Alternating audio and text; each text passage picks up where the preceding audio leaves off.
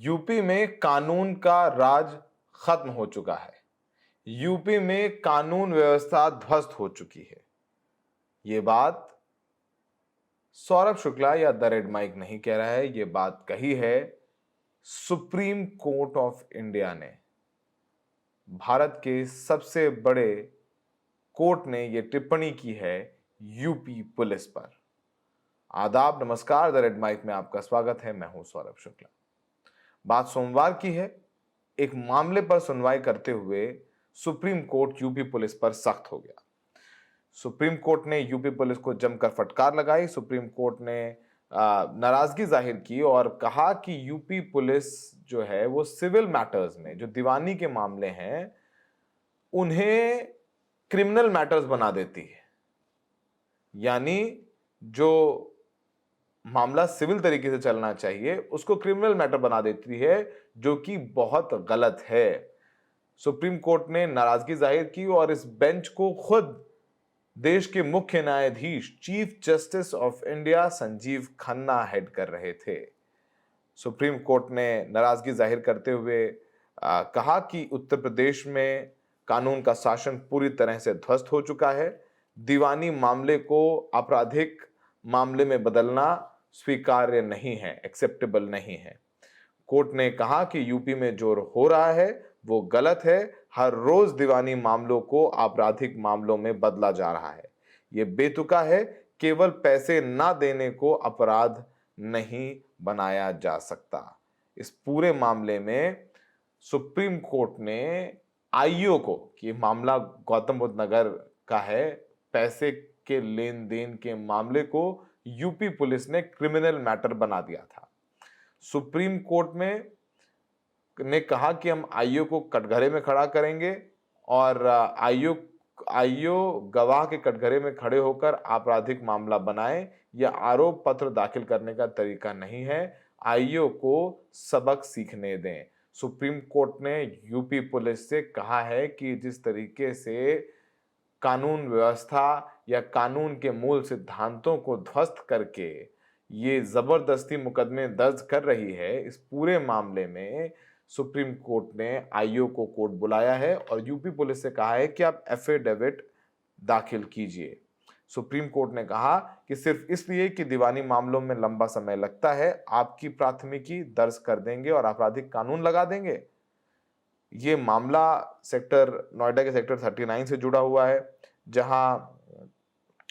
जहां संबंधित थाने के जांच अधिकारी को निचली अदालत में गवाह के रूप में उपस्थित होने और मामले में प्राथमिकी दर्ज करने का औचित्य बताने का निर्देश भी लगाया गया है। ये पूरा मामला सुप्रीम कोर्ट में देबू सिंह और दीपक सिंह की याचिका पर सुनवाई की गई है।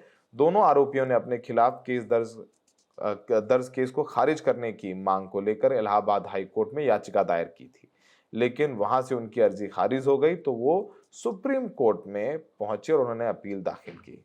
और पुलिस ने इस पूरे मामले में, सोचिए कि पुलिस कितनी ज्यादती करती है उत्तर प्रदेश में, कि मामला जो है चेक बाउंस का था सिर्फ, लेकिन पुलिस ने चेक बाउंस के मामले को 406 जो कि आपराधिक विश्वासघात, 506 आपराधिक धमकी और 120 बी आपराधिक साजिश, जो सीआरपीसी की धाराएं हैं, 120 भी बहुत गंभीर धारा है, इसमें जेल होती है, उसके तहत एफआईआर दर्ज कर दी।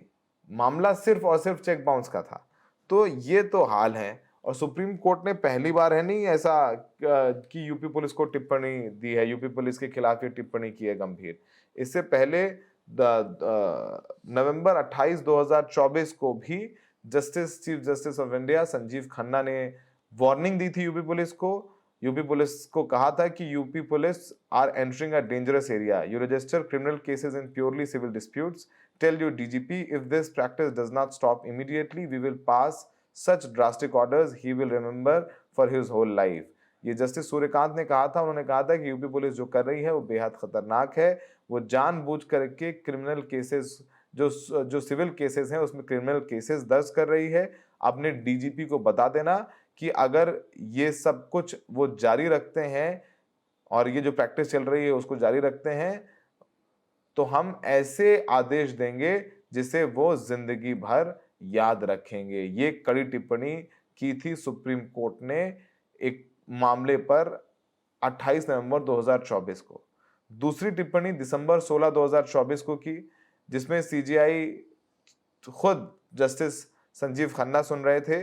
उन्होंने प्रॉपर्टी सेल का एक मामला था, उन्होंने कहा था कि another instance of civil dispute being wrongfully converted into criminal case, this practice must be curbed, such misuse is rampant. यानी एक और मामला है, किस तरीके से एक सिविल मैटर को, दीवानी के मामले को क्रिमिनल मैटर बना दिया। ये जो चीजें चल रही उत्तर प्रदेश में तुरंत खत्म होनी चाहिए और इसका बहुत दुरुपयोग किया जा रहा है। तो 25 लाख रुपए का मामला था, चेक बाउंस हुआ, उसमें आपराधिक साजिश 504 500। बताओ, समझिए कि उत्तर प्रदेश की पुलिस ने जिस तरीके से पिछले लगभग 8 सालों में दुरुपयोग किया है अपनी ताकत का, उसके तमाम नजारे अब सामने आने लगे हैं।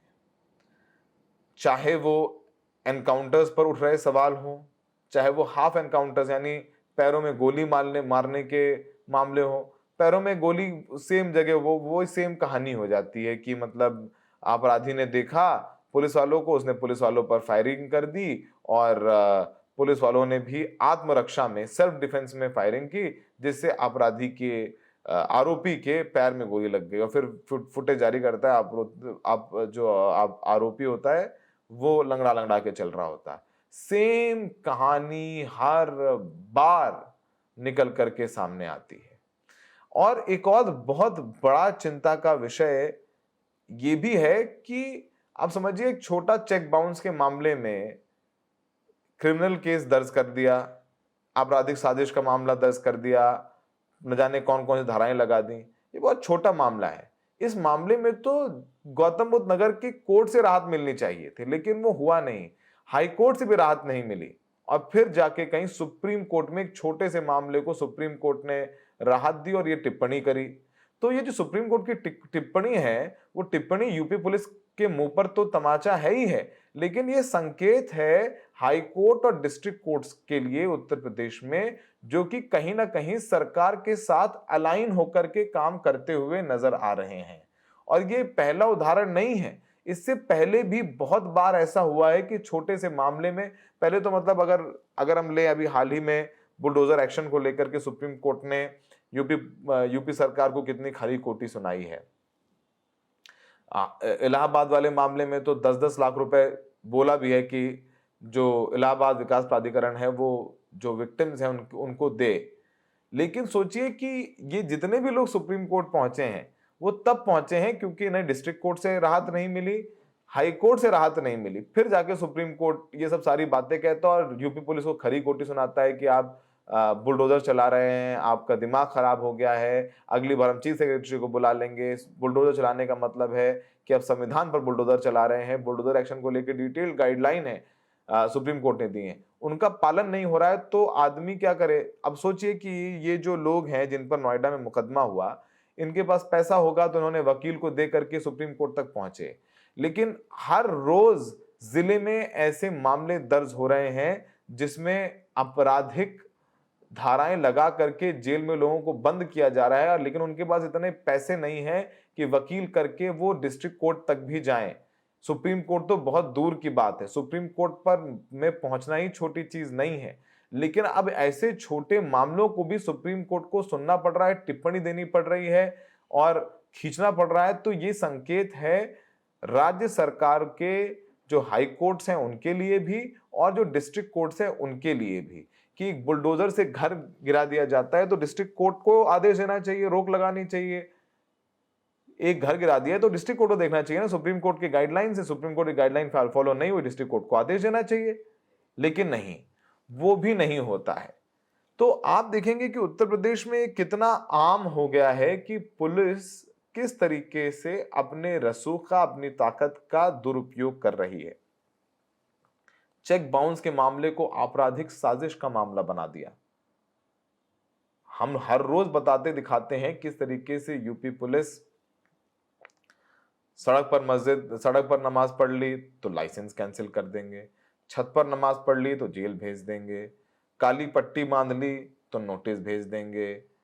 मतलब हर तरह से जिस तरीके से पुलिस उत्तर प्रदेश में मनमानी करने पर लगी हुई है, अब धीरे धीरे सुप्रीम कोर्ट भी इस बात की ओर इशारा करने लगा है।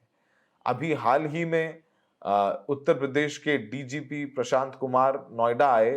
उन्होंने यूपी पुलिस की वाहवाही में कसीदे पढ़े और उन्होंने कहा कि जो माफिया है वो तो उत्तर प्रदेश से समाप्त हो गए हैं, लेकिन कैसे सफेद पोश यानी किस तरीके से जो पढ़े लिखे लोग और अधिकारी और तमाम तरीके के लोगों की बात की अलग तरीके का नेक्सस बन गया है, उसके जरिए अपराध किए जा रहे हैं। और पुलिस वाले जो कर रहे हैं उसका क्या डीजीपी साहब?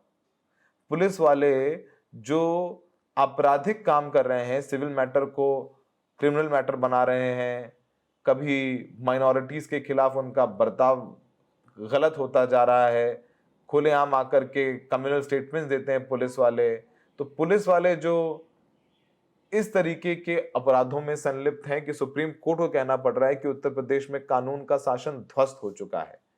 ये कितना बड़ा एक काला धब्बा है डीजीपी साहब के कार्यकाल पे कि आपके कार्यकाल में सुप्रीम कोर्ट ने इतनी बड़ी टिप्पणी आपके लिए की है।